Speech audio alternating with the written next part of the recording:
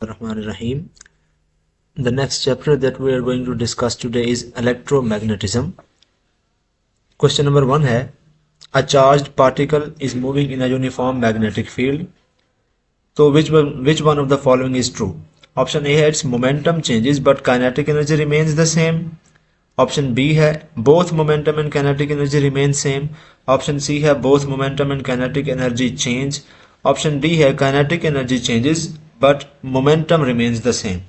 So we should know कि whenever a charged particle moves in a uniform magnetic field तो उसके ऊपर magnetic force FB act करती है एंड मैग्नेटिक फोर्स की ये खासियत है कि it is a deflecting force, right. It always acts perpendicular to the velocity of the particle, right?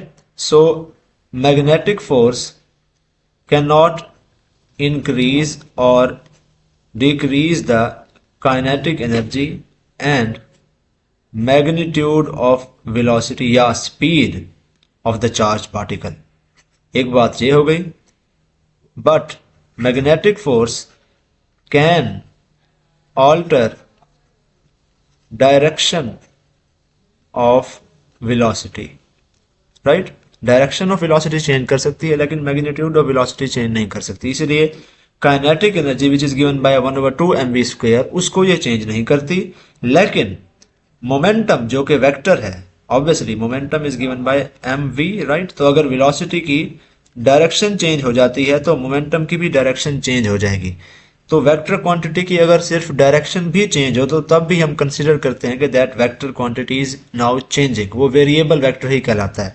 So magnetic force can change momentum, magnetic force can change velocity direction के हिसाब से, but magnetic force can not change kinetic energy, it can not change speed which is basically magnitude of velocity, right. तो option A जो है वो कहता है it's momentum changes क्योंकि उसकी डायरेक्शन चेंज हो रही है, but kinetic energy remains the same. This option is the correct one. B option गलत है. बी ऑप्शन में है both momentum and kinetic energy remain the same. ये गलत है क्योंकि मोमेंटम की डायरेक्शन अगर चेंज हो गई है तो वी कैन नॉट से कि मोमेंटम सेम रहा है. So momentum does not remain the same. B option गलत है. सी में लिखा हुआ है both momentum and kinetic energy change, तो काइनेटिक एनर्जी के ऊपर इसका कोई इफेक्ट नहीं होता, तो काइनेटिक एनर्जी चेंज नहीं होगी, इसीलिए सी ऑप्शन भी गलत है. डी ऑप्शन भी गलत है क्योंकि इसमें भी काइनेटिक एनर्जी के चेंज होने की बात हुई है. So A is the correct option for this MCQ. Question number 2 है a potential difference of 600 volts is applied across the plates of a parallel plate capacitor. The separation between the plates is 3 mm. ये जो separation है दोनों के बीच में distance वो 3 mm दिया हुआ है. वोल्टेज दोनों के बीच में 600 वोल्ट्स दी हुई है. तो आप पहले इलेक्ट्रिक फील्ड कैलकुलेट करें विच is given by potential gradient V/D.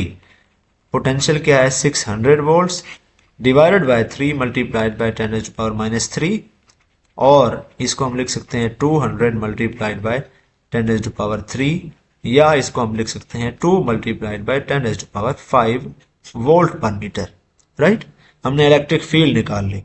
अब वो आगे कहता है कि आप magnetic field also exist between the plates. इस अरेंजमेंट में तो सिर्फ इलेक्ट्रिक फील्ड की प्लेट्स शो की हुई है, लेकिन वो कहता है यहां पर कोई ना कोई मैग्नेटिक फील्ड भी है. And then the statement says कि एन इलेक्ट्रॉन, ये इलेक्ट्रॉन बना हुआ है, it is projected parallel to the plates, जैसा कि डायरेक्शन यहां पर शो की हुई है. It is projected parallel to the plates with a speed of 2 multiplied by 10⁻⁶. ये उसकी वेलोसिटी हमें दे दी गई है, speed. And the electron is shown to be moving undeflected between the plates. Although कि इलेक्ट्रॉन इलेक्ट्रिक फील्ड में से गुजरा है लेकिन वो अनडिफ्लेक्टेड गुजर गया है प्लेट्स के बीच में. क्यों गुजरा है? क्योंकि उसने हमें ऊपर बताया है कि अब मैग्नेटिक फील्ड ऑल्सो एग्जिस्ट. तो मैग्नेटिक फील्ड ने इलेक्ट्रिक फील्ड की फोर्स को कैंसल आउट कर दिया, इसलिए इलेक्ट्रॉन बिल्कुल सीधा गुजर गया है. तो आप बताएं कि magnitude and direction of magnetic field क्या होगी, right. So for this condition कि जब इलेक्ट्रॉन किसी ऐसी स्पेस में से गुजरे जहां पर इलेक्ट्रिक और मैग्नेटिक फील्ड दोनों हो और दोनों की वजह से पैदा होने वाली फोर्सेस एक दूसरे के ऑपोजिट हों, such that the electron passes straight through the field, straight through that space without any deflection. तो इस केस के लिए हमारे पास फॉर्मूला होता है V is equal to E/B. ठीक हो गया. हमें V भी मालूम है, इलेक्ट्रिक फील्ड हमने कैलकुलेट की है, we need to find B. So इसी इक्वेशन को अगर हम रीअरेंज कर दें तो we have the formula B is equal to E over V. तो कुछ नहीं करना, इसमें वैल्यूज पुट कर देनी है। इलेक्ट्रिक फील्ड की वैल्यू है 2 मल्टीप्लाइड बाई 10⁻⁵। वेलोसिटी हमें देगी है 2 multiplied by 10⁻⁶, right. So what do we have here, the magnetic field here is 1/10, या ये 2 से 2 कैंसिल हो जाएगा, 10⁵ - 6 1/10 ही बचता है, 0.1 टेस्ला। अब हमने मैग्नीट्यूड फाइंड कर लिया है मैग्नेटिक फील्ड का, तो या तो ये बी ऑप्शन हो सकता है या डी ऑप्शन हो सकता है। We still need to find out the direction, right. तो अब मैं इसको थोड़ा सा क्लियर कर रहा हूं, आप देखें ये इलेक्ट्रॉन है और ये इलेक्ट्रिक फील्ड में एंटर हो रहा है। इसकी एक साइड पर नेगेटिव प्लेट है, एक साइड पर पॉजिटिव प्लेट है, तो electric force on this electron should be in this direction. FE से मैं शो कर रहा हूं, from negative plate to the positive plate, क्योंकि नेगेटिव प्लेट इसको रिपेल करेगी, पॉजिटिव प्लेट इसको अट्रैक्ट करेगी। If this electron is passing through this space undeflected, तो इसका मतलब है कि जो मैग्नेटिक फील्ड थी यहां पर, उसकी फोर्स इस इलेक्ट्रिक फील्ड की ऑपोजिट होगी ऑब्वियसली। तब ही ये दोनों फोर्सेस एक दूसरे को कैंसिल कर पा रही हैं और तब ही ये इलेक्ट्रॉन अनडिफ्लेक्टेड पास कर पा रहा है, राइट। अब हमें फोर्स की डायरेक्शन, मैग्नेटिक फोर्स की डायरेक्शन भी पता है, हमें इलेक्ट्रॉन की मोशन की डायरेक्शन भी पता है, which is V in this direction downwards. हमने मालूम करनी है मैग्नेटिक फील्ड की डायरेक्शन।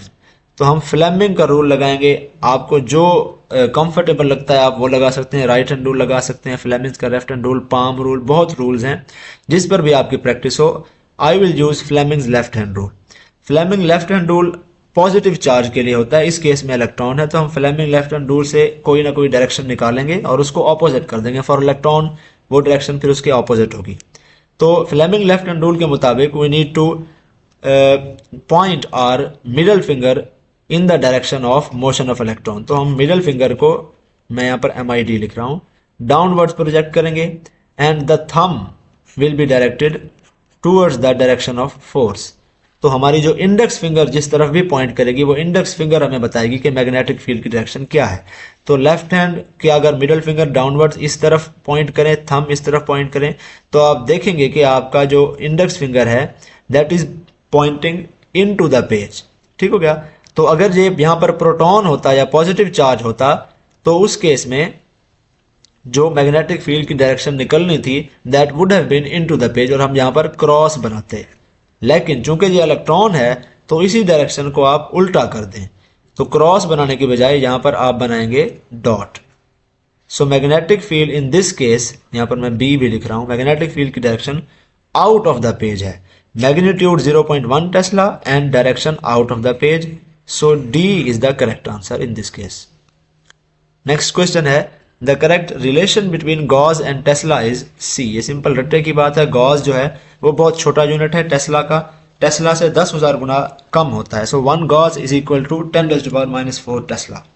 क्वेश्चन नंबर 4 है, यहाँ पर डायग्राम बनी हुई है, it shows 3 parallel wires which carry equal currents. यानी अगर इसमें I करंट है I1, इसमें I2 करंट है, थर्ड वायर में I3 करंट है, तो we are given in the statement that I1 is equal to I2 is equal to I3 and all 3 are equal to I। हम सिर्फ I यहाँ पर लिख रहे हैं ताकि कंफ्यूजन ना हो। So all these 3 wires carry single magnitude of current I। Direction यहाँ पर सबकी डिफरेंट है, तो आप बताएं ये जो मिडल वाली फोर्स है इसके ऊपर, मिडल वाली वायर है इसके ऊपर फोर्स किस डायरेक्शन में लगेगी। तो याद रखें अगर करंट, कन्वेंशनल करंट एक ही डायरेक्शन में हो, मैं I+ लिख रहा हूं कन्वेंशनल करंट के लिए, तो वो वायर्स हमेशा एक दूसरे को अट्रैक्ट करती हैं। अगर इलेक्ट्रॉनिक करंट, इलेक्ट्रॉन्स वाला एक ही डायरेक्शन में हो दो एडजेसेंट वायर्स में, तब भी वो वायर्स एक दूसरे को अट्रैक्ट करती हैं। ये रूल नंबर A हो गया, ये रूल नंबर B हो गया, कहीं पर आप नोट कर लें।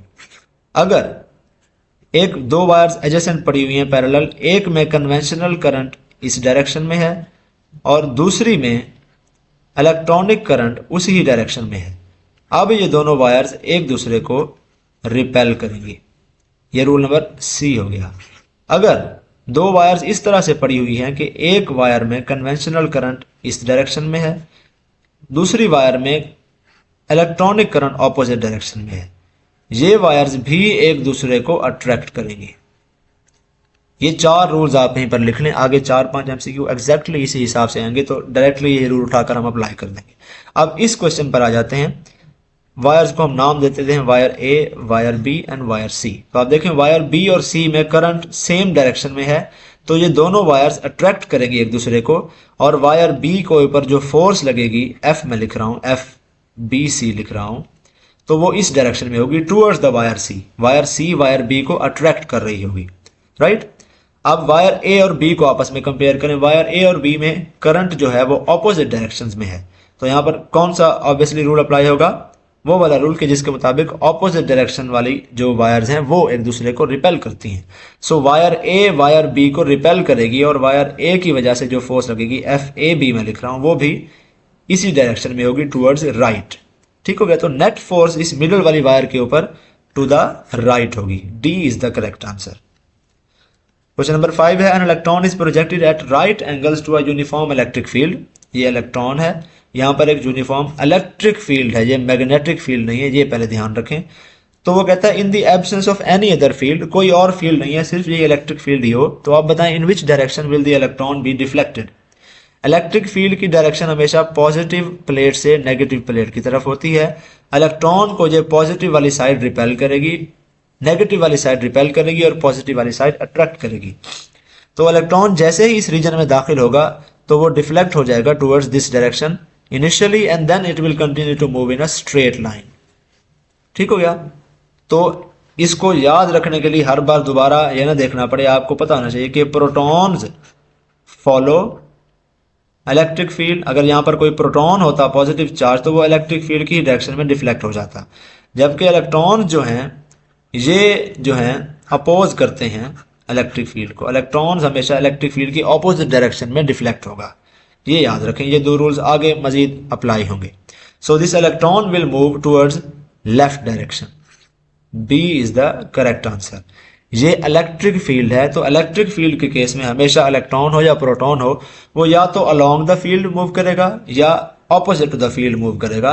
वो मैग्नेटिक फील्ड का केस होता है कि अगर कोई इलेक्ट्रॉन या प्रोटॉन मैग्नेटिक फील्ड में एंटर हो तो वो मैग्नेटिक फील्ड के परपेंडिकुलर डिफ्लेक्ट होता है। इससे नेक्स्ट क्वेश्चन में हम उसी को डिस्कस करते हैं। क्वेश्चन नंबर 6 है, आप यहां पर देखें मैग्नेटिक फील्ड बनी हुई है, ये बी है, ये यहां पर ई नहीं है, और यहां पर नीचे एक इलेक्ट्रॉन एंटर हो रहा है। तो आप बताएं कि अब किस डायरेक्शन में ये इलेक्ट्रॉन डिफ्लेक्ट होगा। तो हमने यहां पर again Fleming left hand rule लगाना है, उससे जो फोर्स हमारे पास प्रिडिक्ट होगी उसको हमने ऑपोजिट कर देना है, क्योंकि Fleming left hand rule protons के लिए होता है। So Fleming left hand rule के मुताबिक index finger should be in the direction of magnetic field, the middle finger should be in the direction of motion of electron, यानी कि V, right। तो आपको जो थंब होगा that will give you the direction of force। इस case में वो जो थंब है आपका वो पॉइंट कर रहा होगा into the plane of the paper, लेकिन चूंकि ये इलेक्ट्रॉन है तो हम इसलिए इस केस में उसकी जो फोर्स है, डायरेक्शन ऑफ फोर्स, वो हम ड्रॉ करेंगे एक डॉट से आउट ऑफ द प्लेन। ये फोर्स की डायरेक्शन है एफ बी की, ठीक है।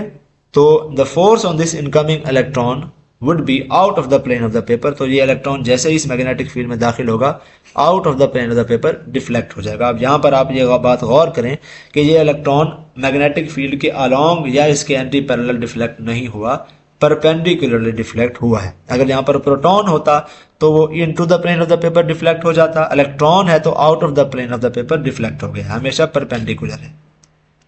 क्वेश्चन नंबर 7 है, a beam of electrons enters a region in which there are magnetic and electric field directed at right angles। Magnetic field देखें dot से show की गई है, इनटू द पेज है, और इलेक्ट्रिक फील्ड यहां पर इन एरोज से शो की गई है और वो डाउनवर्ड डायरेक्शन में शो की गई है। इलेक्ट्रॉन की एक बीम एंटर हुई है फ्रॉम लेफ्ट टू राइट इस रीजन में जहां पर इलेक्ट्रिक फील्ड भी है, मैग्नेटिक फील्ड भी है। तो वो कहता है कि जो पहली हमने इलेक्ट्रॉन की बीम उसमें एंटर कराई, it passes straight without any deviation, right. तो स्ट्रेट है, विदाउट एनी डेविएशन है, इसका मतलब है कि उस इलेक्ट्रॉन की बीम का चार्ज इस तरह से था कि उसके लिए इलेक्ट्रिक फोर्स बराबर थी मैग्नेटिक फोर्स के, या should I say QE was equal to QVB। ठीक हो गया, ये हम इक्वेशन यूज करते हैं। तो उसके बाद वो कहते हैं हमने वो इलेक्ट्रॉन की बीम उससे पास करना बंद कर दी, एक second beam of electron enter की गई, और ये जो सेकंड बीम ऑफ इलेक्ट्रॉन है इसमें जो इलेक्ट्रॉन्स थे these were travelling twice as fast as the first. पहली बीम में इलेक्ट्रॉन की वेलोसिटी जितनी भी थी, अब सेकंड बीम में इलेक्ट्रॉन्स की वेलोसिटी हमने डबल कर दी है। तो अब वो बताएं, आप बताएं कि ये सेकंड बीम डेविएट होगी कि नहीं होगी, और अगर डेविएट होगी तो किस तरफ होगी। तो आप देखें जो इलेक्ट्रिक फोर्स है that is given by Q E. Electric force depend करती है चार्ज के ऊपर और इलेक्ट्रिक फील्ड के ऊपर। ये डिपेंड नहीं करती इस फैक्ट के ऊपर कि इलेक्ट्रॉन कितनी फास्ट मूव कर रहा है, v के ऊपर यानी कि वेलोसिटी ऑफ इलेक्ट्रॉन के ऊपर डिपेंड नहीं करती। जबकि मैग्नेटिक फील्ड्स का जो मैग्नेटिक फोर्स का जो फार्मूला होता है that is Q we B, ये चार्ज पर भी डिपेंड करती है, ये मैग्नेटिक फील्ड के ऊपर भी डिपेंड करती है, और ये इस बात से भी अफेक्ट होती है कि इलेक्ट्रॉन या प्रोटॉन या कोई भी चार्ज पार्टिकल कितना फास्ट मूव कर रहा था। तो जब हमने सेकेंड बीम ऑफ इलेक्ट्रॉन इसी रीजन में इंट्रोड्यूस करवाई और उसकी वेलोसिटी अब पहले वाली बीम से डबल है, तो इसका मतलब है कि इस सेकेंड बीम ऑफ इलेक्ट्रॉन्स के ऊपर मैग्नेटिक फोर्स जो है वो इंक्रीज हो जाएगी एज कंपेयर टू बिफोर। इससे पहले वाली जो बीम थी उसके ऊपर जितनी मैग्नेटिक फोर्स थी वो कम थी, अब जो सेकेंड बीम ऑफ इलेक्ट्रॉन हमने इंट्रोड्यूस करवाई है उसकी चूंकि वेलोसिटी ज्यादा है उसमें इलेक्ट्रॉन्स की, इसलिए उसके ऊपर मैग्नेटिक फोर्स अब इंक्रीज हो जाएगी एज कंपेयर टू बिफोर। जबकि इलेक्ट्रिक फोर्स जो है वो कांस्टेंट रहेगी। हॉरिजॉन्टल एरो मैंने ड्रॉ कर दिया है, तो electric force remains constant for this second beam while magnetic force is now greater as compare to before. So अगर ये इलेक्ट्रॉनिक बीम डेविएट हुई तो मैग्नेटिक फोर्स वाली डायरेक्शन में ही डेविएट होगी।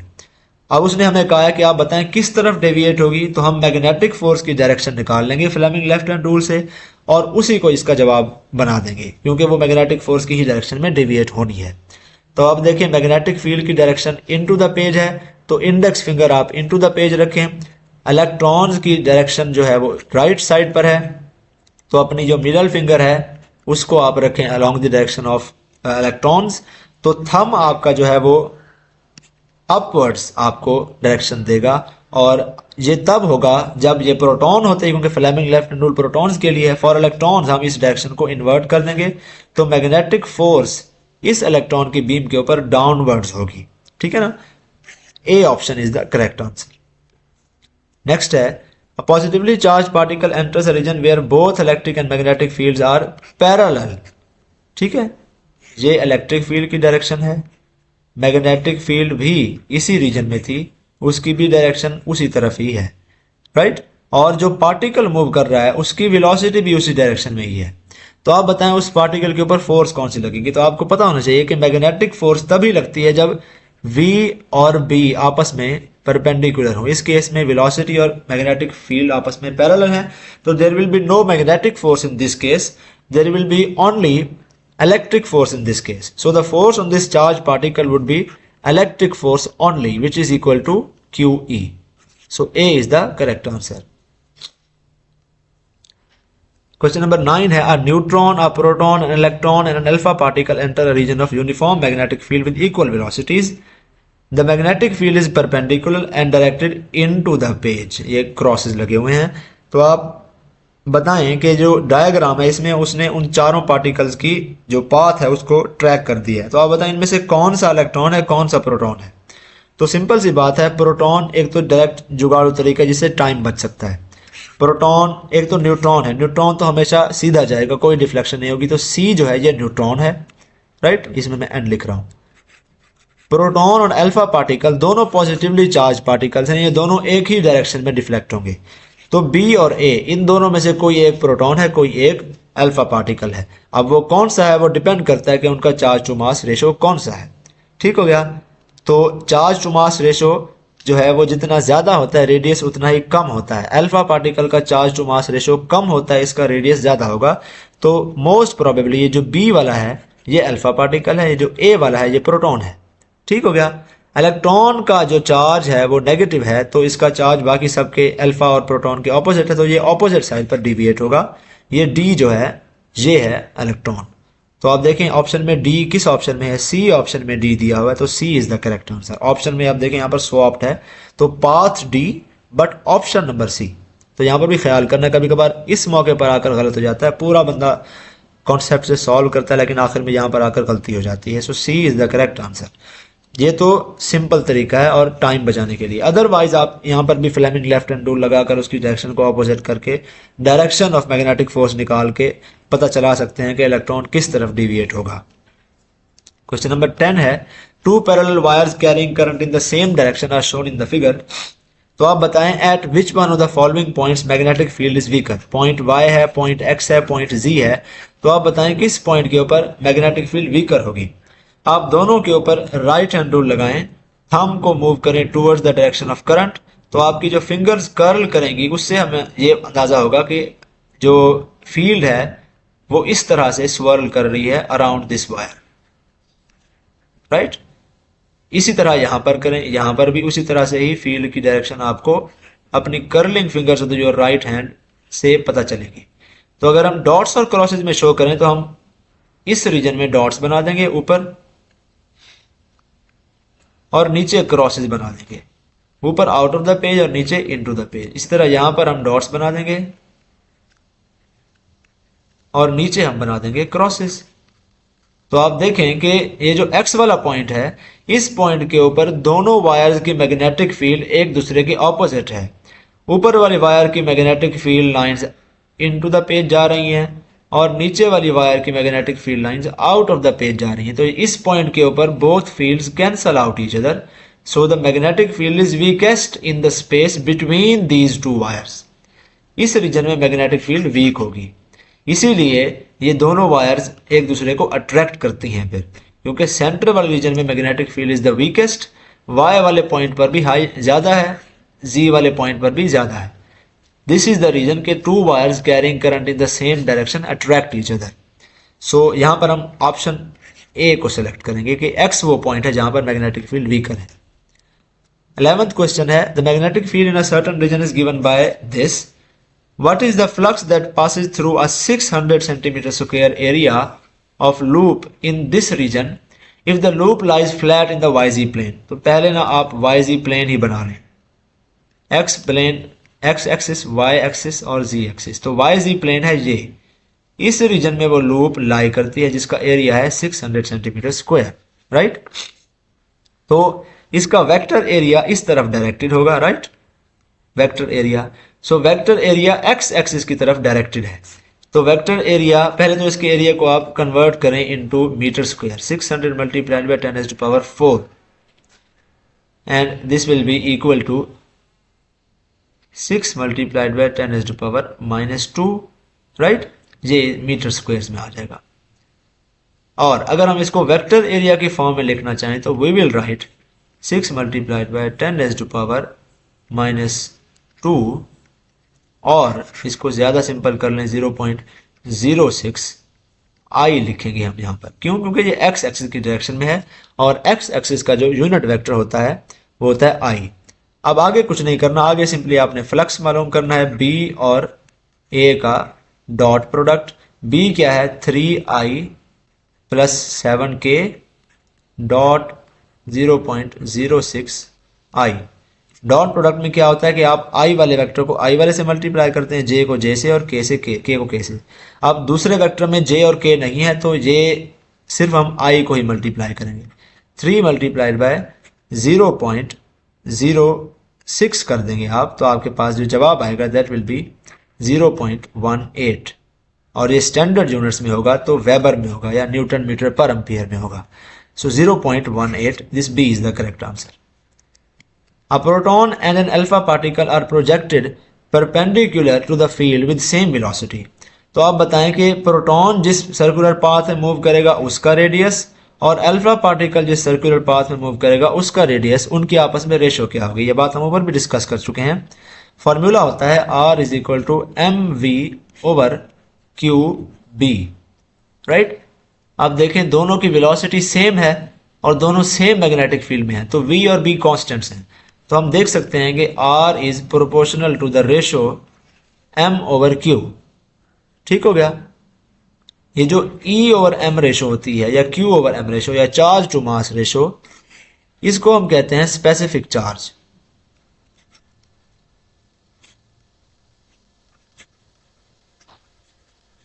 अब यहां पर मास ऊपर है, चार्ज नीचे है, तो हम कह सकते हैं कि जो R है that is inversely proportional to specific charge या inversely proportional to E over M, directly proportional to M over Q and inversely proportional to E over M, right. Specific charge अब जिस पार्टिकल का ज्यादा होगा उसका radius of curvature कम होगा and vice versa.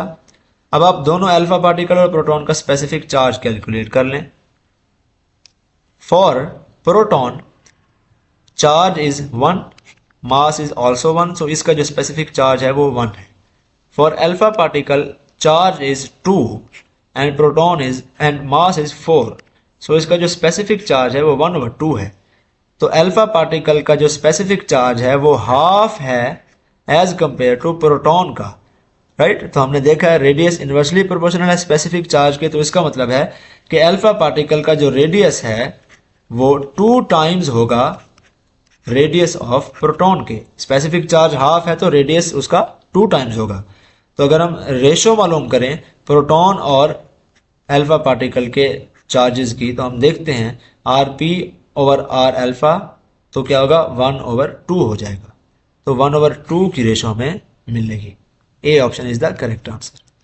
13th है in the particle velocity selector method magnetic field and electric field are perpendicular to each other. हमने अभी देखा कि पार्टिकल वेलोसिटी सेलेक्टर मेथड में एक इलेक्ट्रिक फील्ड अप्लाई की जाती है इस तरह से, और उसके परपेंडिकुलर, ये मैं क्रॉस से शो कर रहा हूँ, ये इनटू द पेज है, तो इलेक्ट्रिक फील्ड इस तरफ है, जबकि मैग्नेटिक फील्ड जो है वो इन क्रॉसेस से शो की गई है, इनटू द पेज है। तो मैग्नेटिक और इलेक्ट्रिक फील्ड एक दूसरे के परपेंडिकुलर अप्लाई करते हैं ताकि उनकी वजह से पैदा होने वाली फोर्सेस एक दूसरे के ऑपोजिट हों, और तब जाकर फिर क्या होता है कि वो जो पार्टिकल जो भी उसके अंदर एंटर होगा वो उसकी कोई ना कोई मखसूस वेलोसिटी होगी, और सिर्फ उसी वेलोसिटी वाला पार्टिकल ही होगा जिसके लिए इलेक्ट्रिक और मैग्नेटिक फोर्सेस बराबर होंगी और कैंसल आउट हो जाएंगी।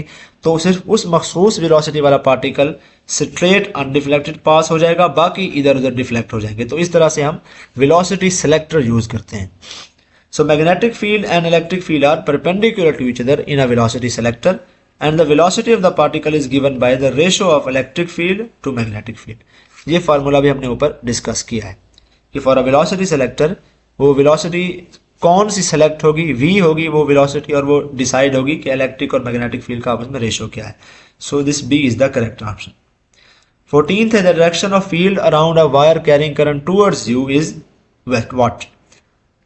ये एक वायर है, इसके ऊपर करंट की डायरेक्शन इस तरफ है, और यहां पर एक ऑब्जर्वर है। I am trying my best to draw good, but इतनी ही अच्छी ड्राइंग है मेरी। ये ऑब्जर्वर है, तो अगर हम इसको ऑब्जर्वर के पॉइंट ऑफ व्यू से देखें तो ऑब्जर्वर को करंट अपनी तरफ आता हुआ फील होगा इस तरह से। डॉट मैंने ड्रॉ कर दिया है। तो अब यहां पर आप राइट हैंड रूल लगाएं, थंब को इस डायरेक्शन ऑफ करंट में देखें तो आप देखेंगे कि आपकी फिंगर्स इस डायरेक्शन में एंटी क्लॉकवाइज ACW में लिख रहा हूं कर्ल करेंगे। So the direction of field around this wire will be anti clockwise as observed by the observer. So D is the correct answer. 15 है अगर एक इलेक्ट्रॉन एंटर करे मैग्नेटिक फील्ड में directed into the plane of the paper, मैंने crosses बना दिए, from left to right, electron यहां से एंटर कर रहा है इस तरह से परपेंडिकुलरली, तो आप बताएं किस तरफ जो है ये डिफ्लेक्ट होगा। फ्लेमिंग लेफ्ट हैंड रूल लगाएं और जो डायरेक्शन आए उसको ऑपोजिट कर दें, ठीक है।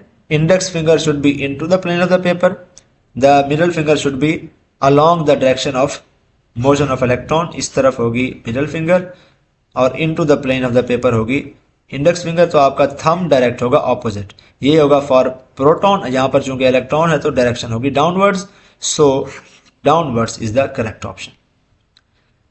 Magnetic force on a charge in a magnetic field is 0 if magnetic force is given bye QVB। QV या B में से कुछ भी 0 हो जाए तो मैग्नेटिक फोर्स भी 0 हो जाती है। If the charge is at rest तो मतलब उसका V 0 है। If V is parallel to B, इसके आगे एक और फैक्टर भी होता है जो होता है साइन थीटा। यहां पर अगर थीटा 0 हो या थीटा 180 हो, यानी कि V और B आपस में या तो पैरेलल हो या एंटी पैरेलल हो, तो उस केसेस में भी ये जो है फोर्स 0 हो जाती है। सो ये बी ऑप्शन भी करेक्ट ही है, और if V is anti-parallel C option भी करेक्ट है. So all of these are the situations in which the magnetic force is 0. 17th है magnetic flux through a surface is maximum if the surface is perpendicular to magnetic field lines. Magnetic field lines इस direction में हो और वो जो surface है वो इस तरह से रखी हुई हो, तो उसमें से मैक्सिमम फील्ड लाइंस क्रॉस करेंगी and flux will be maximum. 18th है negatively charge sphere of mass Fulon is held at rest between parallel plates separated by 5 mm. Potential difference between the plates is 170 volts. How many excess electrons are on the sphere? तो अब इसको draw करना पड़ेगा. ये एक positively charge plate है, ये एक नेगेटिवली चार्ज प्लेट है. इसके बीच में एक छोटी सी स्फीयर जिसका मास इतना है वो हेल्ड है. दोनों के बीच में जो डिफरेंस है, डिस्टेंस है, वो है 5 mm. राइट. ये स्फीयर के ऊपर नेगेटिव चार्ज है. राइट. इसका अब जो मास है या वेट है वो डाउनवर्ड इसके ऊपर एक्ट करेगा. अब नीचे नेगेटिव प्लेट है, ये इसको रिपेल करेगी, ऊपर पॉजिटिव प्लेट है वो इसको अट्रैक्ट करेगी. तो इसके ऊपर जो इलेक्ट्रिक फोर्स है वो ऊपर की तरफ होगी, Fe मैं लिख रहा हूं. तो इन दोनों फोर्सेस के आपस में बैलेंस होने की वजह से ये जो स्फीयर है ये रेस्ट में है, बीच में सस्पेंडेड है. तो आपने क्या बताना है कि how many excess electrons are on the sphere. आपको डिस्टेंस भी दे दिया गया है, पोटेंशियल डिफरेंस भी 160 वोल्ट का है वो भी दे दिया गया है. हाउ मेनी एक्सेस इलेक्ट्रॉन्स का मतलब है कि आपने सिंपली चार्ज मालूम करना है इस प्लेट के ऊपर कि वो कितना है. इस स्फीयर के ऊपर चार्ज मालूम कर लेंगे, उसको इलेक्ट्रॉन के चार्ज के ऊपर डिवाइड कर देंगे तो यू विल गेट कि कितने इलेक्ट्रॉन्स एक्सेस में हैं, कितने इलेक्ट्रॉन्स का चार्ज है. तो पहले आपको इलेक्ट्रिक फील्ड पता होनी चाहिए. Electric field is given by potential gradient V/D. Potential कितना है यहाँ पर 170 है and we divide this potential by 5 millimetre. 5 multiplied by 10⁻³ तो 170 को अगर आप डिवाइड कर दें 5 के ऊपर तो you will gate approximately 34 multiplied by 10⁻, ये -3 ऊपर चला जाएगा तो +3 हो जाएगा. तो इसको मजीद सिंप्लीफाई करें तो 3.4 मल्टीप्लाइड बाय 10⁻⁴ आ जाएगा. राइट. इतने वोल्ट पर मीटर, ये इलेक्ट्रिक फील्ड आ गई. अब आपने क्या कैलकुलेट करना है, आपने ये अज्यूम कर लेना है कि जो Fe है ये बराबर है W के यानी mg के. पहले mg कैलकुलेट कर लें. मास है 3.3 10⁻⁻15 तो वेट होगा 3.3 मल्टीप्लाइड बाय 10⁻⁻14. राइट. इतना न्यूटन ये वेट है. अब हमने अज्यूम करना है कि electric force which is given by QE is equal to the weight, तभी ये सस्पेंडेड है ना. तो हमने मालूम करना है Q इस केस में. So divide the weight mg by the electric field. mg भी हमें मालूम कर लिया, इलेक्ट्रिक फील्ड E भी हमने मालूम कर लिया. इन दोनों वैल्यूज को यहां पर पुट करें. So we will put this 3.3 multiplied by 10⁻⁻14 in the numerator. Denominator में 3.4 मल्टीप्लाइड बाय 10⁻⁻ क्या है, सॉरी +4. पहले 10 की पावर्स को सेपरेट कर लें. 10 की पावर -14 -4 आ जाएगा, टोटल -18 हो जाएगा. अब 3.3 है 3.4 अप्रोक्सीमेटली इक्वल है. अगर नीचे भी 3.3 होता तो ये कैंसल आउट होकर 1 दे देते, लेकिन नीचे डिनोमिनेटर थोड़ा सा ज़्यादा है, सो हम इसको 0.97 समथिंग लिखेंगे. राइट. अप्रोक्सीमेटली. कैलकुलेटर आपके पास नहीं होगा तो आपने इसी तरह से ही हल करना है. सो इतने कूलम का चार्ज है. अब आपके पास चार्ज आ गया है, लेकिन उसने हमसे चार्ज नहीं पूछा, उसने हमसे पूछा है कि आप बताएं कितने इलेक्ट्रॉन्स एक्सेस में हैं. सो इस चार्ज को, ये जो चार्ज हमने कैलकुलेट किया, इसको इलेक्ट्रॉन के चार्ज के ऊपर डिवाइड कर दें तो आपके पास n यानी नंबर ऑफ इलेक्ट्रॉन्स आ जाएंगे. सो 0.97 multiplied by 10⁻⁻18 divided by 1.6 multiplied by 10⁻⁻19 करें तो अब आप कैलकुलेट कर सकते हैं कि कितने चार्ज थे. राइट. 0.97 डिवाइडेड बाय 1.6 ये अप्रोक्सीमेटली 0.6 समथिंग आता है. आगे इन दोनों को सॉल्व करें, -18 और -19. -18 प्लस 19, यानी कि ये मल्टीप्लाइड बाई 10 टू पावर 1 ही हो गया। So n will be equal to 0.6 multiplied by 10 to power 1 6। इसका मतलब है इस सफेयर के ऊपर 6 इलेक्ट्रॉन्स इजाफी थे। C is the correct answer. Next है the charge sphere in the example above suddenly loses one of its electrons. अब ये पिछले उससे लिंक्ड है, ऊपर जो सफेयर था अचानक से वो कहता है, उसके ऊपर आपने कैलकुलेट किया है कि उसके ऊपर 6 एक्सेस इलेक्ट्रॉन्स थे, अचानक से उसका एक इलेक्ट्रॉन लूज हो जाता है, एक इलेक्ट्रॉन कम हो जाता है, तो potential difference remains the same, सारा कुछ सेम रहता है। तो आप बताएं वो सफेयर का मोशन क्या होगा, क्या सफेयर मूव करेगी? अभी तो सस्पेंडेड है, मूव करेगी तो किस तरफ मूव करेगी?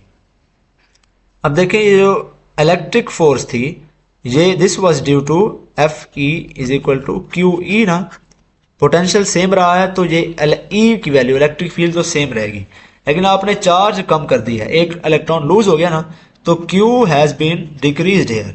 सो इलेक्ट्रिक फोर्स जो कि अपवर्ड मूव कर रही थी और इसको ऊपर से खींच के सस्पेंड करके रख रही थी, that will also decrease. Weight जो है वो इस वक्त डोमिनेट कर जाएगा। Electric force is now not sufficient enough to keep this sphere suspended. So अगर इस सफेयर ने एक चार्ज लूज कर दिया तो ये सफेयर नीचे मूव करना स्टार्ट हो जाएगी। It will no longer stay at rest. So नीचे की तरफ यानी कि नेगेटिव प्लेट की तरफ मूव करना शुरू हो जाएगी, एंड हम यहां पर ऑप्शन बी सेलेक्ट करेंगे, it will move towards the negative plate. B is the correct answer.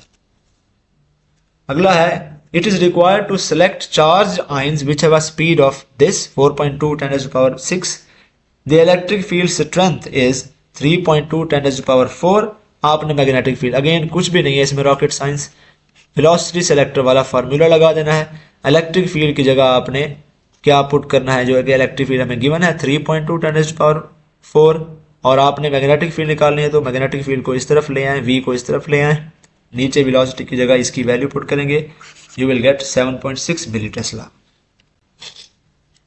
21 है सिंगली चार्ज आयंस, यानी कि जिनके ऊपर +1 या -1 का चार्ज है, pass undeviated through a velocity selector. Undeviated है तो इसका मतलब है कि उसके ऊपर हम ये वाला फार्मूला लगा सकते हैं। इलेक्ट्रिक फील्ड स्ट्रेंथ दी हुई है, मैग्नेटिक फ्लक्स डेंसिटी यानी कि बी भी दिया हुआ है, तो आपने क्या करना है, आपने सेलेक्ट करना है कि स्पीड क्या होगी। अगेन इसको भी वैसा ही आपने जो है कैलकुलेट करना है, B will be the correct answer. 22 है चार्ज पार्टिकल, उसका मास दिया गया है, उसका चार्ज दिया गया है, उसकी स्पीड दी गई है, this is m, this is q and this is v। when it enters a region of space where there is uniform magnetic field of flux density यानी कि b दे दिया गया है 1.6 टेस्ला। फोर्स मालूम करनी है तो कुछ नहीं करना, सिंपली आपने फोर्स मालूम करनी है, F is given by q v b। q की जगह q पुट कर दें, v की जगह v पुट कर दें, b की जगह b पुट कर दें, you will get b is the correct answer। 23 an electron of mass फुलां, चार्ज फुलां, स्पीड फुलां, it enters a region of space जहां पर मैग्नेटिक फ्लक्स डेंसिटी, ये उसका मास हो गया, ये उसका चार्ज हो गया, ये उसकी स्पीड हो गई, यहां पर उसने हमें मैग्नेटिक फील्ड स्ट्रेंथ बी दे दिया है। अगेन फोर्स ऑन इलेक्ट्रॉन आपने यहां पर कैलकुलेट करनी है, again same formula Q we B वाला लगेगा, and you will get this as the correct answer. Question number 24 है, अब ये थोड़ा समझने वाला है कि a charge is moving with velocity v in a magnetic field b so that v is oriented towards positive x direction। v की direction इस तरफ है, and the vector b lies at any angle that is phi। और जो vector b है वो इस v के ऊपर कोई ना कोई एंगल बना रहा है, राइट? यहां पर एंगल थीटा या एंगल फाई कोई भी है, राइट? अब हमने क्या करना है, वो कहता है कि direction of force experienced by the charge will be what. अब डायरेक्शन ऑफ फोर्स जब हम फ्लेमिंग लेफ्ट हैंड रूल या राइट हैंड रूल या जितने भी वो पाम रूल वगैरह हैं वो तब लगाते हैं जब V, B और F आपस में क्या हो, परपेंडिकुलर हो, वो ये फार्मूला तब लग सकते हैं सारे। अब इस केस में क्या है कि आपको V और B आपस में किसी ना किसी एंगल थीटा के ऊपर दे दिए गए हैं, वो जो फ्लेमिंग लेफ्ट हैंड रूल है वो आप नहीं लगा सकते। आप इंडेक्स फिंगर इस तरफ करेंगे तो दूसरी वाली फिंगर इस तरफ कर V की तरफ वो ओरिएंट करना मुश्किल होगा, क्योंकि वो फिंगर्स तीनों जो होती हैं हमारी वो आपस में परपेंडिकुलर होती हैं। तो फ्लेमिंग लेफ्ट हैंड रूल का यहाँ पर ड्रॉबैक है कि Fleming left hand rule can not be use to predict the direction of force और anything if the three quantities v, b and f are not perpendicular to each other. तो उस case में Fleming का drawback है, ये भी आपका MCQ आ सकता है। तो आप इस केस में क्या करेंगे, आप right hand rule of cross product use करेंगे। Magnetic force is given by Q V cross B. तो क्रॉस प्रोडक्ट में हम क्या करते हैं, पहले वेक्टर से दूसरे वेक्टर की तरफ रोटेट करते हैं। So you should curl your fingers from V towards B. इस डायरेक्शन में अपने फिंगर्स को कर्ल करें राइट हैंड की। तो आपका जो थंब होगा that will be directed towards this direction, जो कि क्या है, पॉजिटिव जी डायरेक्शन है, राइट। अब ये अगर प्रोटॉन होता तो तब ये पॉजिटिव जी डायरेक्शन होती, अगर इलेक्ट्रॉन होता तो ये नेगेटिव जी डायरेक्शन होती। यहां पर उसने चूंकि हमें सिर्फ कहा है अ चार्ज, कुछ बताया नहीं है, तो हम अज्यूम कर लेंगे कि ये पॉजिटिव चार्ज है और हम along the positive Z direction को सेलेक्ट कर लेंगे as the right answer. Question number 25 है, a charge in uniform motion, यानी कि जबकि उसकी वेलोसिटी कांस्टेंट है तब produces what. A charge in uniform motion produces electric and magnetic field both. एक चार्ज अगर रेस्ट पर है तो सिर्फ इलेक्ट्रिक फील्ड प्रोड्यूस करेगा, एक चार्ज अगर मोशन में है यूनिफॉर्म मोशन में तो इलेक्ट्रिक फील्ड भी प्रोड्यूस करेगा, मैग्नेटिक फील्ड भी प्रोड्यूस करेगा। एक चार्ज अगर एक्सेलरेट कर रहा है, उसकी एक्सेलरेशन भी है, तो इलेक्ट्रिक फील्ड भी होगी, मैग्नेटिक फील्ड भी होगी, इलेक्ट्रोमैग्नेटिक वेव्स भी वो जनरेट करेगा। तो इस केस में ये सेकंड वाला सिनारियो है, so C will be the correct answer. 26 है, when a positive charge is placed in an electric field of varying magnitude and constant direction. Positive charge को रखा हुआ है, बाहर है इलेक्ट्रिक फील्ड, उस इलेक्ट्रिक फील्ड की डायरेक्शन हमेशा कांस्टेंट रहती है, तो ये जो एरोज हैं ये सेम ही रहेंगे, लेकिन उसका मैग्नीट्यूड बार बार वेरी करता रहता है, राइट। कभी ये दो लाइंस होंगी बहुत ही वीक होगी, कभी बहुत ज्यादा लाइन हो जाएंगी यानी कि इसकी स्ट्रेंथ ज्यादा हो जाएगी, और कभी फिर उससे भी ज्यादा लाइन हो जाएंगी, बहुत ही डेंसली पैक्ड लाइंस, तो बहुत ज्यादा स्ट्रेंथ हो जाएगी। तो मैग्नीट्यूड बढ़ कम रहा है लेकिन एरोज की डायरेक्शन सेम रहती है। तो आप बताइए जो चार्ज सेंटर में हमने रखा हुआ है इस बेचारे के ऊपर क्या असर पड़ेगा। तो होगा ऐसा कि जैसे जैसे इलेक्ट्रिक फील्ड की स्ट्रेंथ वेरी करेगी वैसे वैसे इलेक्ट्रिक फोर्स जो इस चार्ज के ऊपर एक्ट करेगी वो भी वेरी करती रहेगी, लेकिन इलेक्ट्रिक फोर्स की भी डायरेक्शन हमेशा सेम ही रहेगी, क्योंकि इलेक्ट्रिक फील्ड की डायरेक्शन वेरी नहीं कर रही, तो इलेक्ट्रिक फोर्स भी सेम डायरेक्शन में बार बार एक्ट करती रहेगी। तो इस चार्ज के ऊपर जब इलेक्ट्रिक फोर्स लगेगी तो ये चार्ज कोई ना कोई एक्सेलरेशन शो करेगा, तो एक्सेलरेशन भी इसकी ऑब्वियसली वेरी करेगी। So this charge will move in one particular direction but with variable acceleration, क्योंकि उसके ऊपर फोर्स चेंज हो रही है बार बार, right. So it moves in one direction but with varying acceleration. B is the correct answer. 27th है, a power line is carrying current from north to south, north to south. Another power line just above it, when allowed to carry current in the same direction, will be attracted towards it। ये हम पहले discuss कर चुके हैं, जब current same direction में हो तो वायर्स एक दूसरे को अट्रैक्ट करती हैं। A positive charge is moving in the same plane as the current in a current carrying wire and close to it। एक करंट कैरिंग वायर है, उसमें करंट इस डायरेक्शन में है और एक पॉजिटिव चार्ज उसके क्लोज इसी डायरेक्शन में मूव कर रहा है। तो इस पॉजिटिव चार्ज, ये जो बीम है पॉजिटिव चार्ज की, इसका भी कोई ना कोई कन्वेंशनल करंट है और वो भी उसी डायरेक्शन में है। तो ऑब्वियसली दोनों में सेम डायरेक्शन है, तो दोनों एक दूसरे को क्या करेंगे, अट्रैक्ट करेंगे। This positive charge will slowly drift towards this wire. So A is the correct answer. 29th है, proton moving with constant velocity passes through a region of space without any change in its velocity। ये थोड़ा सा tricky सा question है।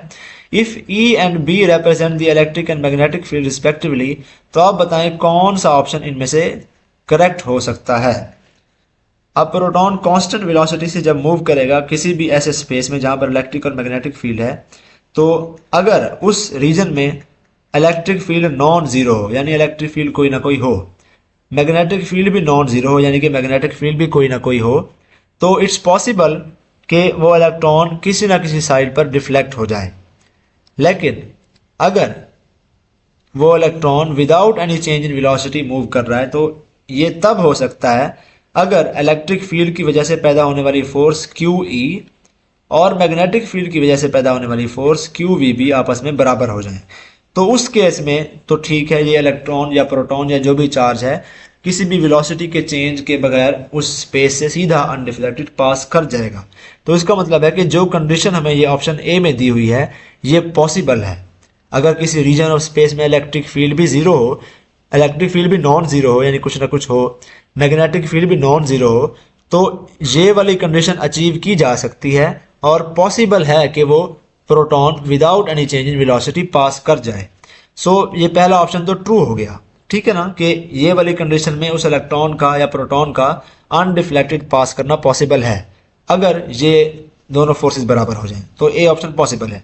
अब भी option के ऊपर आ जाते हैं। वो कहते हैं इलेक्ट्रिक फील्ड तो जीरो है लेकिन मैग्नेटिक फील्ड नॉन जीरो है।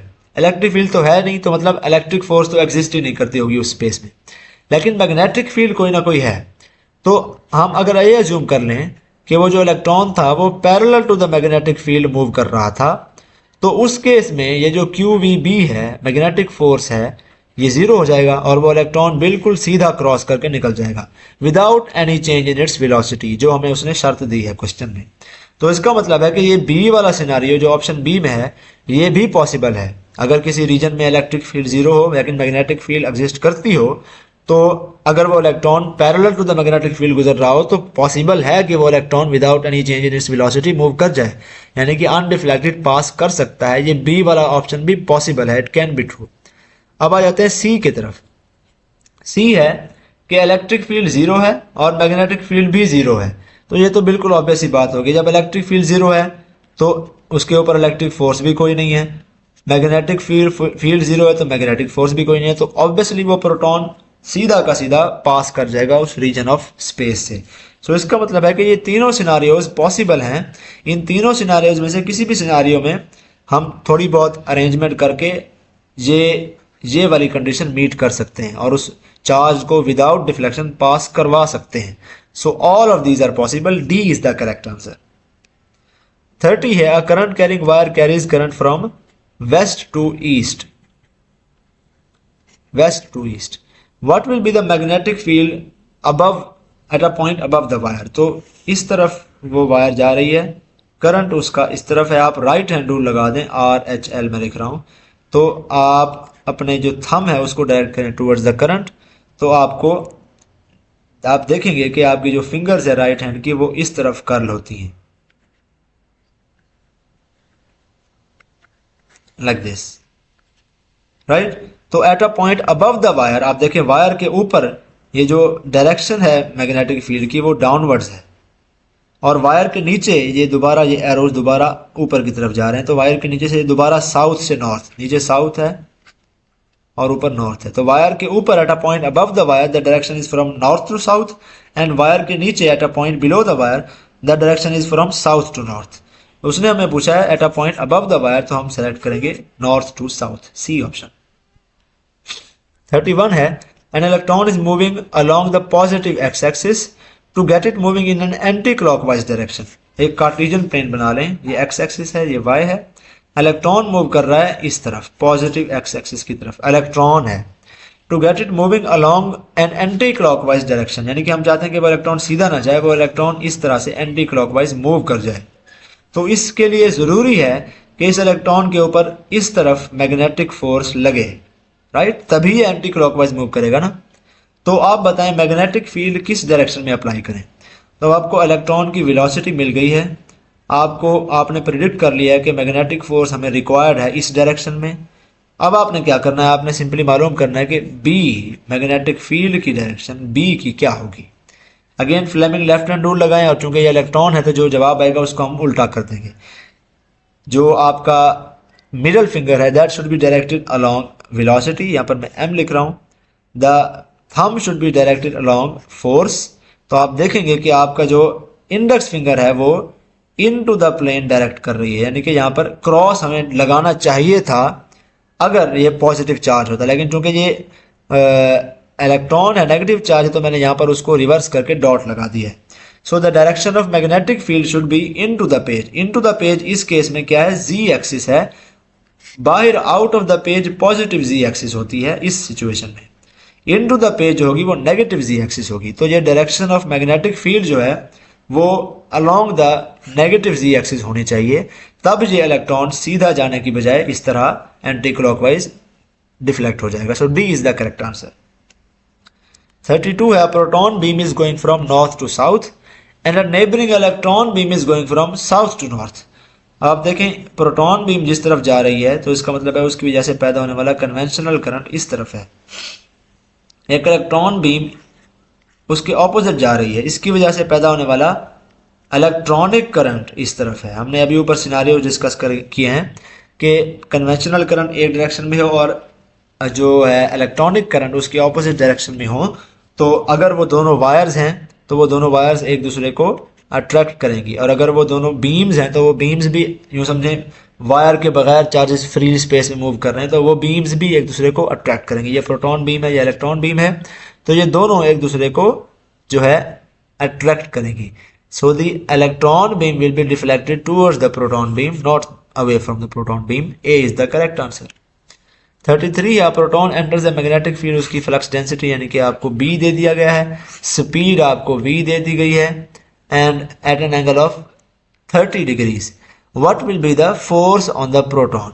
तो आपने क्या करना है, आपने कुछ नहीं करना, सिंपली आपने वैल्यूज पुट कर देनी है। F is equal to q we B sine theta.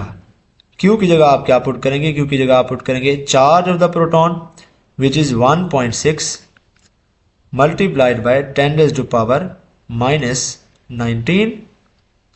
इसको आप मल्टीप्लाई कर देंगे with the velocity which is 2 multiplied bye 10⁻7। Multiply कर देंगे आप इसको 1.5 से जो कि b है, मल्टीप्लाई कर देंगे आप इसको फर्दर साइन 30 से। साइन 30 जो होता है वो होता है 0.5, राइट, 1/2। इस सारे को आपने सॉल्व करना है, you will get something like, अगर हम इसको यहीं पर देख रहे हैं 2 को 0.5 से मल्टीप्लाई करेंगे, 0.5 यूँ समझें 1/2 ही हो गया, तो ये 2 से 2 कैंसिल हो जाएगा, इसको मैं यहीं पर ही कैंसिल कर रहा हूँ। बाकी हमारे पास ये बचता है। तो अब आप क्या करेंगे, 1.6 को मल्टीप्लाई करें 1.5 से, 10 की पावर्स को सेपरेट कर लें, -19 में से 7 गया तो -12 आ जाएगा। 1.6 को अगर हम मल्टीप्लाई कर दें 1.5 से तो वी गेट समथिंग लाइक 2.4, हाँ 2.4 आ जाएगा। यहाँ पर हो जाएगा 10⁻⁻12। सो 2.4 multiplied by 10⁻⁻12 Newton is the correct answer. 34 है, dimension of magnetic flux. Magnetic flux का जो वेबर होता है उसको खोल के लिखें तो न्यूटन मीटर पर एम्पियर होता है।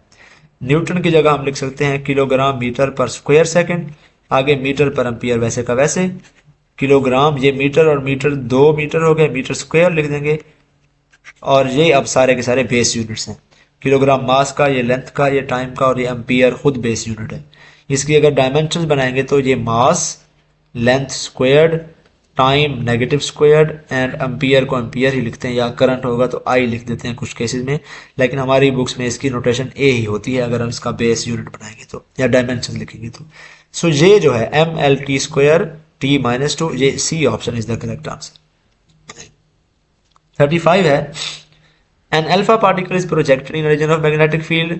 Direction of magnetic field is directed into the plane of the paper. Alpha particle is moving from left to right.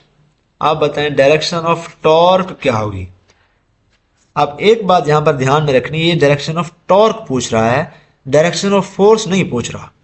आप जो फ्लेमिंग लेफ्ट हैंड रूल और उससे कैलकुलेट करते हैं वो डायरेक्शन ऑफ फोर्स होती है। अगर हम अल्फा पार्टिकल को एक बड़े मैसिव पार्टिकल की तरह अज्यूम करें तो ये जो मैग्नेटिक फोर्स इस अल्फा पार्टिकल के ऊपर एक्ट करेगी, ऊपर या नीचे या जिस तरफ भी, तो वो बिल्कुल हमेशा किसी भी चार्ज पार्टिकल के, अगर वो पॉइंट चार्ज नहीं है, बड़ा चार्ज है, जैसा कि अल्फा पार्टिकल है, अल्फा पार्टिकल पॉइंट चार्ज नहीं है, उसका अच्छा खासा मास है, 4 प्रोटॉन के बराबर के पार्टिकल उसके अंदर हैं, तो इसके ऊपर जो फोर्स लगेगी FB वो एग्जैक्टली उसके सेंटर ऑफ मास के ऊपर लगती है, तो अल्फा पार्टिकल पूरा का पूरा डिफ्लेक्ट हो जाता है, अल्फा अल्फा अल्फा इस तरह ही रहता है। ठीक हो गया ना। ऐसा नहीं होता कि ये अल्फा पार्टिकल रोटेट कर जाए, यहाँ पर अल्फा है और यहाँ पर यूं हो जाए और फिर यहाँ पर यूं उल्टा हो जाए। ये सिंबॉलिकली मैं रिप्रेजेंट कर रहा हूँ ताकि आपको पता चल जाए। तो ये अल्फा पार्टिकल अपनी एक्सिस के इर्द गिर्द रोटेट नहीं करता। ऐसा नहीं है कि ये जो मैग्नेटिक फोर्स है ये उसके इस किसी पॉइंट के ऊपर लगे और अल्फा पार्टिकल को इस तरफ रोटेट होना पड़े, राइट। वो जो सर्कुलर पाथ होता है वो चार्ज अपनी जो है ओरिजिनल पोजीशन बरकरार रखता है, रोटेट नहीं करता। तो मैग्नेटिक फोर्स जो है it does not produce torque on that particle and it does not rotate that particle about its own axis if it is not a point charge. Point charge है तो फिर तो उसके ऊपर पॉसिबल ही नहीं है। तो इस केस में टॉर्क कैलकुलेट करने की कोई जरूरत नहीं है। The alpha particle simply does not have any torque acting on it in this case.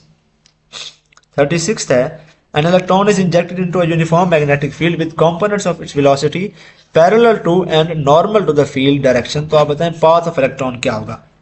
ये मैंने मैग्नेटिक फील्ड ड्रॉ कर दी B। अगर यहां पर हम देखें, अज्यूम करें कि वो जो इलेक्ट्रॉन था वो बिल्कुल सीधा का सीधा क्रॉस कर रहा था parallel to the magnetic field इस तरह से, तो वेलोसिटी की डायरेक्शन इस तरफ हो गई, मैग्नेटिक फील्ड की डायरेक्शन भी इस तरफ हो गई। इस केस में v का कोई y कंपोनेंट दूसरा कंपोनेंट नहीं है जो इस b के पैरेलल हो, राइट। तो यहां पर जो उसने हमें कंडीशन दी है कि components of this velocity should be parallel and normal, parallel भी हो परपेंडिकुलर भी हो, तो वो कंडीशन इस सिचुएशन में मीट नहीं होती। इसका मतलब है कि जो हमें इलेक्ट्रॉन दिया गया है वो parallel to the magnetic field move नहीं कर रहा होगा, क्योंकि parallel to the magnetic field अगर वो मूव कर रहा होता तो उसके कंपोनेंट्स ऑफ वेलोसिटी जो हैं वो सिर्फ पैरेलल हैं, परपेंडिकुलर नहीं। हमें जो सिचुएशन दी गई है उसमें हमें कहा गया है कि उसके components of velocity parallel and perpendicular हैं, तो ये वाली सिचुएशन तो हटा दें। अब हम दूसरी सिचुएशन अज्यूम करते हैं कि इलेक्ट्रॉन से परपेंडिकुलर आ रहा था। अब इसकी वेलोसिटी डाउनवर्ड्स है, मैग्नेटिक फील्ड इस तरफ है। अब इस वेलोसिटी का सिर्फ एक ही कंपोनेंट है जो कि परपेंडिकुलर है, कोई कंपोनेंट इस तरफ है ही नहीं जो पैरेलल हो। तो अगेन पैरेलल एंड नॉर्मल वाली सिचुएशन जहां पर भी मीट नहीं होती, तो ये वाला भी पाथ नहीं हो सकता, वो इलेक्ट्रॉन इस डायरेक्शन से नहीं आया होगा। अब हम अज्यूम करते हैं कोई एक स्लैंटेड सा पाथ जिसमें वो electron at some angle enter कर रहा है मैग्नेटिक फील्ड में। तो देखें वेलोसिटी की डायरेक्शन इस तरफ हो गई, b की डायरेक्शन इस तरफ होगी, दोनों के दरमियान कोई ना कोई एंगल फाई है। तो अब अगर हम इस वेलोसिटी को रिजॉल्व करें इनटू कंपोनेंट्स तो हम देखते हैं इसका एक कंपोनेंट इस तरफ है जो कि परपेंडिकुलर है मैग्नेटिक फील्ड के, इसका दूसरा कंपोनेंट इस तरफ है जो कि पैरेलल है मैग्नेटिक फील्ड के। तो अब ये कंडीशन जो हमें दी गई थी कि एक इलेक्ट्रॉन इस तरह से एंटर हुआ है मैग्नेटिक फील्ड में कि उसके components of velocity parallel and normal है, वो मीट हो गई है। ठीक हो गया। तो ये अब इलेक्ट्रॉन एंटर हुआ है एट सम एंगल। तो whenever an electron or a proton or any charged particle enters at some angle into the magnetic field, तो उसका पाथ ना तो स्ट्रेट होता है ना ही सर्कुलर होता है। तो ये डी ऑप्शन नहीं हो सकता, ये भी नहीं हो सकता, ये भी नहीं हो सकता। उसका पाथ हेलिकल होता है, like this, like a spring. तो वो इस तरह से मूव करता है मैग्नेटिक फील्ड के across. So A is the correct answer. 37 है कि if two wires carrying current are placed parallel to each other और direction of current दोनों के दरमियान सेम है तो magnetic field at midpoint between the conductors would be what? आपको अगर याद हो, हमें पीछे ही किसी MCQ में भी किया है कि दो हमने वायर्स ड्रॉ की और उसकी वजह से पैदा होने वाली मैग्नेटिक फील्ड हमने ड्रॉ की। तो हमने देखा कि सेंटर वाले पॉइंट के ऊपर मैग्नेटिक फील्ड वीकर होती है as compare to any point outside the wires. So at the midpoint between the two conductors, the magnetic field is lesser than the magnetic field of any conductor individually. 38 है, which of the following statements is true regarding magnetic force and magnetic intensity? Option A है, if electron's movement is parallel to magnetic field, it will move in a clockwise direction. ये wrong statement है। Electron अगर parallel move करे तो वो किसी भी direction में डिफ्लेक्ट नहीं होता। अगर वो एंटी पैरेलल मूव करे फिर भी वो किसी डायरेक्शन में मूव नहीं करता। बी ऑप्शन बी गलत है। सी है, परपेंडिकुलर मूव करेगा तो force would be parallel to the plane. ये भी हमने कहा था कि जब भी इलेक्ट्रॉन फील्ड के परपेंडिकुलर एंटर होता है तो उसके ऊपर जो फोर्स लगती है वो उसी प्लेन में नहीं लगती परपेंडिकुलर टू दैट प्लेन लगती है। फर्स्ट या सेकंड एमसीक्यू में हम डिस्कस किया, ये भी गलत स्टेटमेंट है। डी है कि if electron enters perpendicular to the field the force would be maximum. ये बात बिल्कुल ठीक है। Magnetic force is given by Q we B sine theta. If theta is 90 then sin theta is 1 and magnetic force would be equal to QVB and this is the maximum force. So D is the correct answer. 39 है if current is passed through a copper spring then the spring will be compressed or remain unaffected or expand or what. एक copper spring हम यहाँ पर थोड़ा सा खोल के assume कर लेते हैं। इसमें से जब करंट पास करेगा तो हर लूप के अपने नॉर्थ और साउथ पोल बन जाते हैं। जब तक करंट पास नहीं कर रहा था तो तब ये इस कंडीशन में था जैसा कि मैंने ड्रॉ किया है। जैसे ही करंट पास करता है तो हर loop acts as a small button magnet. ये समझे, ये यहाँ पर एक छोटा सा बटन मैग्नेट बन गया जिसका नॉर्थ पोल भी है साउथ पोल भी है। हर लूप का सेपरेट होता है और ये सारी लूप्स का जो मैग्नेटिक फील्ड है वो ओवरऑल इस पूरी की पूरी सोलिनॉइड के या स्प्रिंग के मैग्नेटिक फील्ड को समझे रीइंफोर्स करते हैं और ओवरऑल पूरा का पूरा स्प्रिंग या सोलिनॉइड या कॉइल एक बार मैग्नेट के तौर पे काम करता है। यूं समझे बहुत सारे छोटे छोटे बटन मैग्नेट्स हमने मिला के एक बड़ा बार मैग्नेट बना दिया। तो क्या होता है, नॉर्थ साउथ पोल इन दोनों के ऑपोजिट होते हैं। सारों के नॉर्थ पोल एक ही डायरेक्शन में है इस तरफ, सारों के साउथ पोल इस डायरेक्शन में है, राइट। तो एजेसेंट लूप्स के नॉर्थ साउथ पोल आपस में फेसिंग होते हैं। तो ये एजेसेंट लूप्स एक दूसरे को जो है अट्रैक्ट करती हैं और ओवरऑल कंप्रेस हो जाता है स्प्रिंग अगर वो लूज है। अगर वो बहुत ही सख्त स्प्रिंग है तो ऑब्वियसली ये फोर्स सफिशिएंट नहीं होगी उसको कंप्रेस करने के लिए, लेकिन अगर वो हेलिकल स्प्रिंग है तो वो छोटा हो जाएगा, हल्का सा, small amount but noticeable. So this spring will be compressed in this case. 40 है the velocity of the particle of charge दिया हुआ है, मास दिया हुआ है, ये चार्ज हो गया, ये मास हो गया, मैग्नेटिक फील्ड दी हुई है। if the particle has a speed of 30, speed दिया हुआ है। आप बताएं एक्सेलरेशन क्या है। तो आपने क्या करना है, आपने सबसे पहले चार्ज के ऊपर फोर्स निकालनी है QVB से। उसके बाद आपने न्यूटन का सेकंड लॉ लगाना है। मास आपको गिवन है, फोर्स आप यहां से निकालेंगे और एक्सेलरेशन कैलकुलेट कर लेंगे। A will be the correct answer. 41 है an electron enters a region where the electric field E is perpendicular to the magnetic field B. It will suffer no deflection if this formula is met. ये velocity selector वाला formula है, या अगर हम इसको rearrange करें तो हम कह सकते हैं कि E is equal to VB, which is this option. Next है a charge at rest can produce only electric field. ये हम डिस्कस कर चुके हैं। अगर मोशन में होगा तो इलेक्ट्रिक मैग्नेटिक दोनों प्रोड्यूस करेगा।